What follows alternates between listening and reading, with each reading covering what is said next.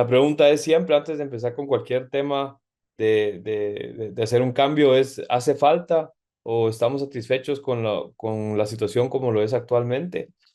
Pues para poner un poco en perspectiva, se estimó que los costes administrativos en Estados Unidos de tareas administrativas que los médicos están realizando está costando alrededor de 570.000 millones, o sea, 570 billones de dólares actualmente. Esto, para ponerlo en perspectiva, corresponde a más de 10 veces el presupuesto total que tiene el NIH, que es la agencia de investigación o el National Institute of Health de los Estados Unidos, que tiene la mayor cantidad de funding para la ciencia. Entonces, estamos gastando 11 veces más de lo que estamos pudiendo investigar en temas administrativos. Entonces, es un problema económico grande. Luego, esta necesidad de documentación o esta fiebre por documentación empieza sobre todo en los años 90 cuando se empezó a hacer la transición a herramientas electrónicas para levantar datos. La idea era que tuviéramos un lugar centralizado en donde los documentos en papel no se perdieran, que la información se pudiera analizar de forma más congruente y que se pudieran generar pues datos o insights en realidad a partir de los datos que uno como médico y como el personal de salud estaba metiendo a los sistemas. Esta era la idea original. ¿En qué ha resultado? En que existe una infinidad de sistemas, una infinidad de programas, cada uno con sus ventajas y desventajas. Y al final lo que ha hecho es más que, en algunos casos es una ayuda, pero en muchos casos se ha vuelto en un estorbo para la práctica clínica diaria.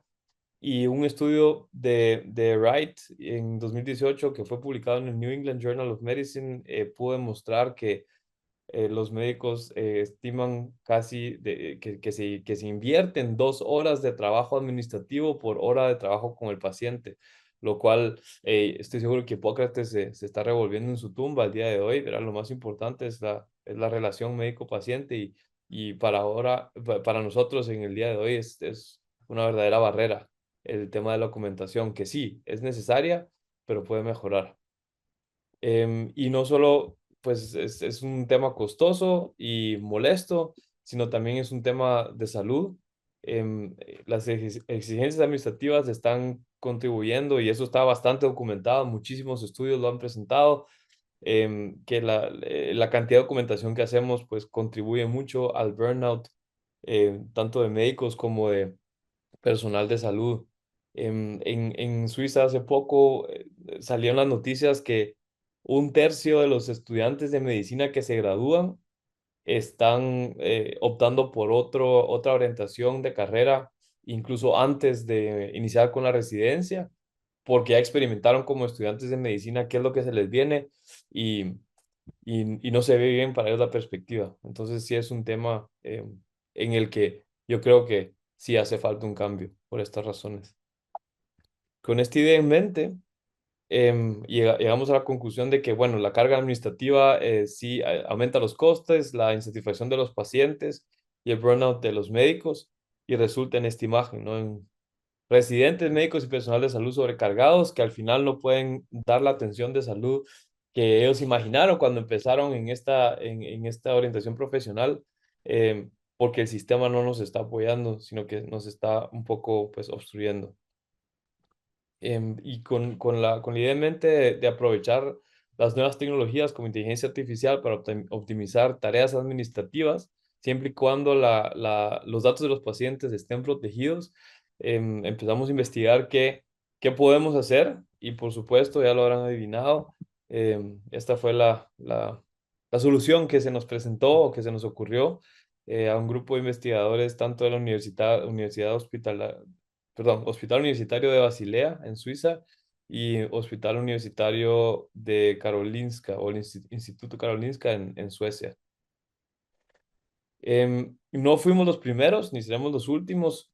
Ya se ha visto que ChatGPT pudo dar una respuesta satisfactoria en algunos exámenes a nivel de estudiante de medicina en los Estados Unidos. y en Inglaterra también, punteando no perfecto, pero suficiente para pasarlos, aunque había muchas instancias de alucinación.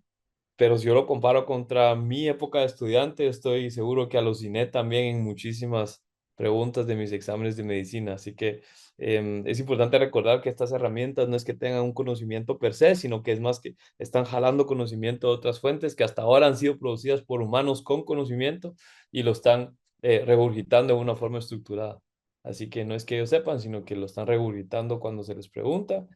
Yendo más adelante, ya explorando aplicaciones clínicas, el grupo de Danilkovich hizo un cuestionario en donde los pacientes podían preguntarle a ChatGPT sobre su cirugía de estabilización del hombro y luego el grupo de Wilson hizo también un estudio similar en donde pacientes que tenían dudas acerca de una operación de cadera, un reemplazo total de cadera, podían preguntarle a la interfase de chat y vieron resultados satisfactorios. Lo más interesante fue que los pacientes que lo usaron siempre reportaron que recibieron respuestas bastante empáticas o más empáticas de lo que un humano escribió, por lo cual estaban satisfechos con la respuesta.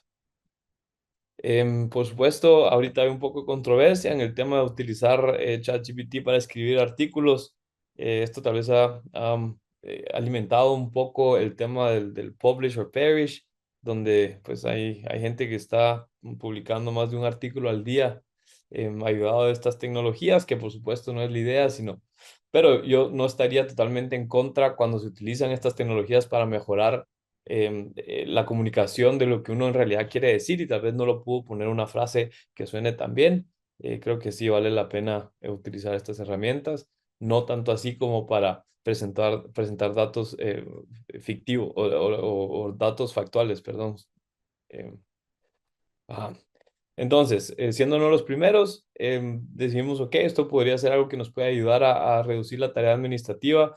En nuestro hospital las notas de descarga son un tema relevante económico, como un tema un problema que vimos día a día, sobre todo los residentes. Yo estoy en cuarto año de seis.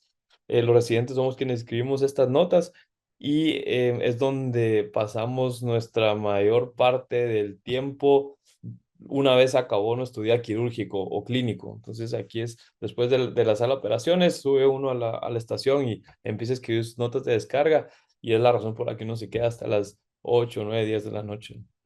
Em, entonces utilizamos ChatGPT para generar documentos de descarga y luego queríamos evaluarla o buscamos evaluar la calidad de los documentos por un panel de expertos, ¿verdad? Estos, pues los datos fueron presentados en un estudio que publicamos en Acta Ortopédica y ha tenido bastante buena atención, tanto pues del gremio ortopédico como de las noticias, ¿no? Recibimos un poco de cobertura ahí, que creo que es bastante positivo porque pues ayuda un poco a implementar estos cambios de los que también Gonzalo hablaba. Antes de entrar en el diseño del estudio, quería definir dos temas. Utilizamos ChatGPT y humanos para generar dos tipos de documentos de descarga. Nosotros necesitamos generar dos. Uno es la nota de alta, que es la que va dirigida al médico de familia, en donde se utiliza un lenguaje médico técnico para describir qué fue lo que sucedió en el hospital y cómo es el procedimiento de cuidados después de que el paciente sale del hospital. Y luego la carta de alta que va dirigida al paciente, que está escrita en un lenguaje menos técnico y la idea es que el paciente entienda qué fue lo que sucedió y también tenga una idea de cómo sigue el tratamiento una vez descargado del hospital. Entonces estos dos es importante tenerlos en cuenta porque los evaluamos independientemente. Em, Entrando lleno al diseño del estudio, debido a las restricciones y seguridad de los datos de los pacientes, creamos dos residentes experimentados de trauma y ortopedia, tanto de Basel como del Instituto Karolinska, crearon en conjunto con jefes 6 casos ficticios ortopédicos bastante similares a casos reales, en donde todo el dossier electrónico fue creado de cero, ¿no? Y no fue creado de una fórmula estructurada, sino que replicamos uno a uno cómo se ven estos datos en nuestros sistemas electrónicos, ¿no? Esos son datos no estructurados con resultados de laboratorio que están pues en texto, con las notas de evolución de todos los días, utilizando las mismas exactas abreviaciones, faltas de ortografía, etcétera, etcétera, para tratar de hacernos una imagen pues bastante real de cómo funcionarían este tipo de herramientas en la vida real. Incluimos también diagnósticos de otras especialidades, notas de consulta, etcétera. O sea, es prácticamente un dossier de un paciente que esté en el hospital, y también incluimos 3 casos de pacientes que se presentan en la consulta externa de forma ambulante también. Em, Estos 6 casos se le fueron enviados a un humano y se le presentaron a ChatGPT, 2 copias idénticas, y se les pidió a estas 2 personas y a ChatGPT que escribieran las notas de descarga y de alta, lo que resultó en un total de 12 notas de descarga que fueron luego evaluadas por un panel de expertos, incluyendo 15 traumatólogos experimentados, tanto de Unibasel como del Instituto Karolinska. Y el panel de expertos no estaba cegado al autor del documento, entiéndase ChatGPT o humano. Y estos fueron los resultados. El 40% del panel experto eran consultants, que son jefes, por así decirlo, en Suiza. 40% son de Suecia y el 20% son jefes, pero junior, que decir con menos de 3 años de experiencia como jefe, de Suiza y Suecia. Un total de 126 notas fueron evaluadas. Excluimos 6 porque no estaban completas las evaluaciones, perdón. Y, con lo que resultamos con 120 evaluaciones de las notas. Todo esto fue, las evaluaciones fueron recopiladas por herramientas tipo SurveyMonkey, solo que el RedCap, de plano lo conocen. Y luego pasamos a la estadística. También medimos el tiempo, o la gente que escribió las notas midió el tiempo en la que necesitó para hacer la nota de redacción, y aquí fue donde vimos el potencial de estas herramientas. En promedio, tanto los suecos como los suizos necesitaron 25 y hasta 25 minutos hasta media hora para generar cada una de las notas, y ChatGPT la generó en 3 4 minutos, incluyendo correcciones, ¿no? Sí, sí, aquí hay un disclaimer. Sí tomó un tiempo en el que yo y otro coautor del estudio tuvimos que establecer el prompt, ¿verdad? Aquí sí invertimos, yo diría, un total de 2 horas, 2 horas y media en perfeccionar el prompt y adaptarlo a los formatos que tanto él en Suecia como yo en Suiza necesitábamos. Pero una vez establecido el prompt, pues fue súper rápido. Em, Estos son, perdón, tengo que chiquitar esto acá.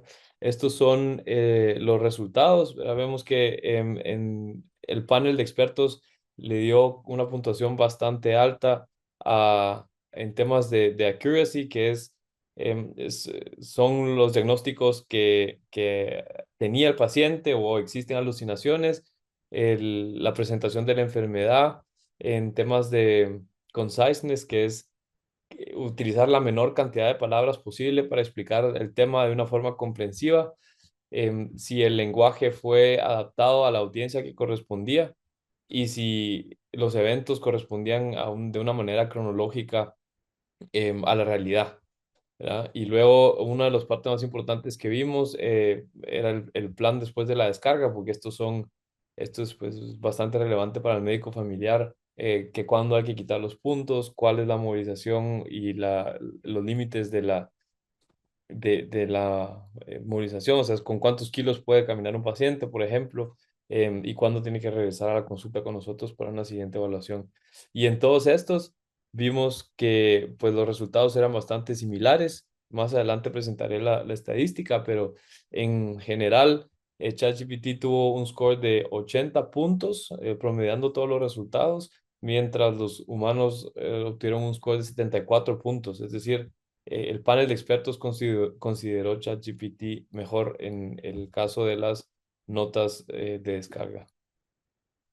Luego en las notas, perdón, en los resúmenes de descarga, que es el que va dirigido a los pacientes, es un score prácticamente igual, tanto humanos como ChatGPT. Un tema que vimos bastante detalladamente eran las alucinaciones, porque esto es pues como el miedo de este tipo de tecnologías que empiecen a generar información que simplemente no fue algo que sucedió. En total honestidad, como residente, hay veces que uno está tan cansado, tan sobretrabajado, que no es que uno se invente cosas solo para terminar la nota, pero que simplemente tal vez confundió al paciente o eh, puso un diagnóstico o un valor de laboratorio que no corresponde a la realidad. Y pues en este caso pues, fue Y les voy a mostrar muy rápido un ejemplo. valor de laboratorio no correspondía exactamente, pues se consideró como una alucinación. Y aquí vimos que, pues, como era de esperar, los humanos tuvieron más errores que la máquina, ¿no? Entonces, creo que no es definitivamente un resultado con el cual yo defendería capa y espada estas tecnologías. Sí creo que tiene que existir un humano al final del workflow que revise los datos, pero estoy convencido de que si el humano está al final del workflow y no es parte de generar estos datos, van a haber, como enseñó este estudio, menos errores al final del día. Y cerrando, sí, ChatGPT, pues al final estos large language models pues son rápidos y efectivos. Em, la calidad fue por lo menos similar a la que generan los humanos, sino hasta un poco mejor. Y los documentos generados por ChatGPT ya mostraron menos errores. Así que em, estas son herramientas que al final sí nos van a ayudar y mucho en un lugar en donde ahorita estamos increíblemente necesitándolo. Nosotros en lo personal estamos desarrollando un Clinical Copilot, que es básicamente un botón mágico que diga generar nota de descarga y ya yo solo tengo que corregir los datos y así pues tratar de poder brindar una mejor atención a los pacientes y pues tratar de gozarse también un poco más la carrera sin tener miedo de que algún día vamos a estar en el burnout gracias a la tonelada de papelería. Y con eso termino la presentación y